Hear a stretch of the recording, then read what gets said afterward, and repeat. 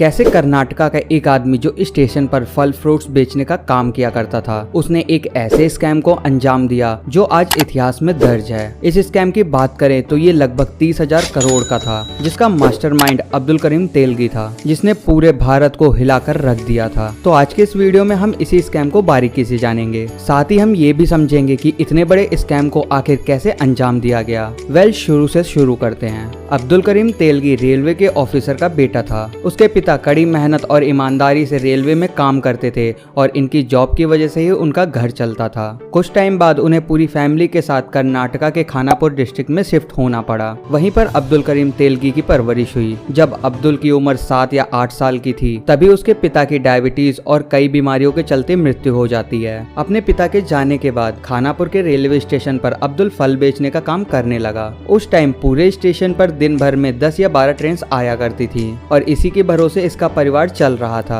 अपनी ग्रेजुएशन पूरी करने के बाद इसने बीकॉम की डिग्री हासिल की। उसके बाद अब्दुल करीम नौकरी की तलाश करने लगा और एज यूजुअल अब्दुल को शुरुआत में अपने मन मुताबिक नौकरी को खोजने में बहुत सारी दिक्कतों का सामना करना पड़ा। लेकिन कुछ टाइम बाद अब्दुल को पता चला कि मुंबई शहर में नौकरियों की कोई कमी नहीं है, इसलिए वो जॉब करने के लिए मुंबई चला गया। मुंबई जाते ही अब्दुल करीम को फ्लेक्सिंग इंडियन कंपनी में सेल्स एग्जीक्यूटिव की नौकरी मिल गई। लेकिन टारगेट ना पूरा करने के कारण और अच्छी परफॉर्मेंस ना होने के कारण उसको अपनी जॉब से हाथ धोना पड़ा। उसके बाद अब्दुल को साउथ मुंबई के किशन गेस्ट हाउस में मैनेजर की दूसरी जॉब मिल गई। वहां पर कुछ टाइम काम करने के बाद अब्दुल करीम पैसे कमाने के लिए मिडिल ईस्ट जाना चाहता था। उसे कहीं से पता चला था कि मिडिल ईस्ट में जाकर काफी सारा पैसा कमाया जा सकता है, इसलिए 1986 में अब्दुल सऊदी अरेबिया चला गया। लेकिन वहां पर भी अब्दुल ने इंडिया की तरह कई जॉब्स छोड़ी और करी, क्योंकि वो अपने आलस के चलते सही से काम नहीं कर रहा था। जब अब्दुल को ये पता चला कि सऊदी अरब में भी उसका कुछ नहीं हो सकता, तो वो फिर वापस से मुंबई लौट आया और यहीं से उसकी स्कैम की जर्नी शुरू होती है। अब्दुल शुरू से ही जल्दी पैसा कमाने में रुचि रखता था। उसे मेहनत की कमाई से ज्यादा शॉर्टकट में कमाना ज्यादा पसंद था और शॉर्टकट से पैसे कमाने के लिए वो अलग अलग तरीके खोजने लगा, जिसकी सहायता से वो जल्दी से बहुत सारा पैसा कमा सके। उसने नोटिस किया कि बहुत सारे ट्रेवल एजेंट्स जो फर्जी पासपोर्ट बनाते हैं, उसकी वजह से वो बहुत सारा पैसा भी कमाते हैं और उन सबको देखते हुए अब्दुल ने भी यही काम करना शुरू कर दिया। और इस काम को शुरू करने के लिए अब्दुल ने अरेबियन मेट्रो ट्रेवल्स नाम से एक कंपनी खोली। बहुत से लोग जो मिडिल ईस्ट जाना चाहते थे पर उनके पास पूरे पेपर्स नहीं हुआ करते थे और अब्दुल इनको ही टारगेट करके और अपने शातिर दिमाग से जाली पासपोर्ट बनाकर उन लोगों को मिडिल ईस्ट भेज देता था। और कुछ सालों तक अब्दुल का ये बिजनेस अच्छा खासा चलता रहा और इससे उसने बहुत सारे पैसे भी कमा लिए। लेकिन 1991 में लोगों ने उसकी गतिविधियों के लिए बहुत सारे मुकदमे उस पर दर्ज करा दिए। इसके चलते 1993 में उस पर वीजा रैकेट क्राइम के तहत मामला दर्ज किया गया और जेल भेज दिया गया। जिस जेल में अब्दुल करीम को रखा गया था, उसी जेल में रतन सोनी नाम का एक बंदा भी था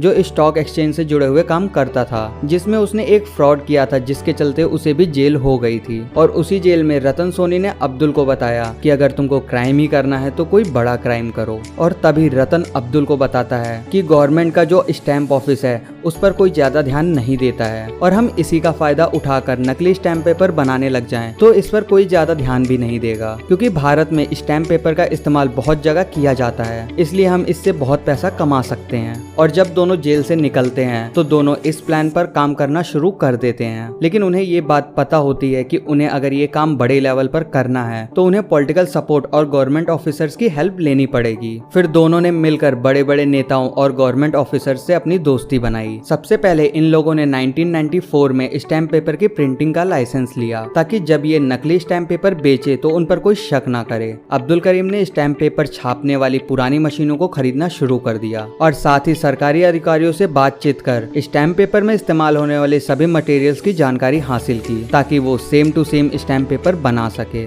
इस तरह अब्दुल करीम ने नकली स्टैंप पेपर बनाना शुरू किया और उन्हें मार्केट में सर्कुलेट किया। लेकिन आगे चलकर रतन सोनी और अब्दुल करीम के बीच किसी वजह से बात बिगड़ गई और दोनों एक दूसरे से अलग हो गए। लेकिन अब्दुल ने इसके बाद भी नकली स्टैंप पेपर बनाने का काम नहीं छोड़ा और उसने इस काले काम को चलाने के लिए 350 से भी ज्यादा लोगों को साथ में रखा। अपने नकली स्टैंप पेपर को मार्केट में ज्यादा से ज्यादा लाने के लिए अब्दुल करीम ने पॉलिटिशियंस के साथ मिलकर गलत एड्रेस पर भिजवाया और मार्केट में असली स्टैंप पेपर की शॉर्टेज की। इसके बाद वो कुछ 18 राज्यों में अपने नकली स्टैंप पेपर की सप्लाई किया करता था। आपको जानकर हैरानी होगी कि अब्दुल करीम ने लगभग 30,000 करोड़ के स्टैम्प पेपर बेच दिए थे। इन पैसों से वो अपनी अय्याशियां करता था और लाखों करोड़ रुपए बार्स में ही उड़ा दिया करता था। लेकिन साल 2002 में कुछ ऐसा हुआ जिससे अब्दुल करीम के ये नकली स्टैम्प पेपर सामने आ गया। पुलिस ने अब्दुल के स्टैम्प पेपर सप्लाई करने वाले 2 आदमियों को पकड़ लिया। उसके बाद उन लोगों ने पुलिस को सब कुछ बताया, जब जाकर ये स्कैम सबके सामने आया था। फिर पुलिस को समझ आया कि ये स्कैम बहुत ही बड़े लेवल पर चल रहा है। जब अब्दुल करीम को पुलिस ने खोजना चाहा तब पता चला कि वो पहले ही भाग चुका है और बहुत सी मुश्किलों के बाद पुलिस ने अब्दुल करीम को अजमेर से पकड़ ही लिया। पूछताछ में पता चला कि ये स्कैम बहुत बड़ा है, जिसके बाद SIT ने इस मामले की जांच करना शुरू किया और जांच के बाद पता चला ये स्कैम 1994 से चल रहा है और भारत में बहुत ही बड़ी मात्रा में नकली स्टैम्प पेपर चल रहे हैं। और इन्हीं पैसों के दम पर अब्दुल ने अलग अलग राज्यों में 40 से ज्यादा प्रॉपर्टीज खरीद रखी थी। जब अब्दुल करीम का नार्कोटिक टेस्ट हुआ तब अब्दुल ने बहुत सारे बड़े बड़े नेताओं का नाम लिया, लेकिन बाद में इस टेस्ट पर बहुत सारे विवाद हुए और ये बोला गया कि इस टेस्ट के टाइम अब्दुल करीम होश में नहीं था